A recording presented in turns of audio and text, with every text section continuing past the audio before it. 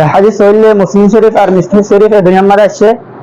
হযরতে আবু হুরায়রা রাদিয়াল্লাহু তাআলা আনহু রাসূল করিম সাল্লাল্লাহু আলাইহি ওয়াসাল্লাম এর riwayat করেন জনাব রাসূল করিম সাল্লাল্লাহু আলাইহি ওয়াসাল্লাম এর ইরশাদ ফরমাতে হযরত তোমরা জান্নাতুল মাদে দাখিল হইনা হারিবা অতন পর্যন্ত যেতুন পর্যন্ত তোমরা কামেল মুমিন বনিনা হারো আর তোমরা অতন পর্যন্ত কামেল মুমিন বনিনা হারিবা যেতুন পর্যন্ত আপসম মাদে একবারের মোহাব্বত আর বাই দিলাম মাদে জামা করিনা হারো আর রাসূল করিম সাল্লাল্লাহু আলাইহি ওয়াসাল্লাম হদে কি আই তোমরা এনাকান সিজদাহিনে জন্য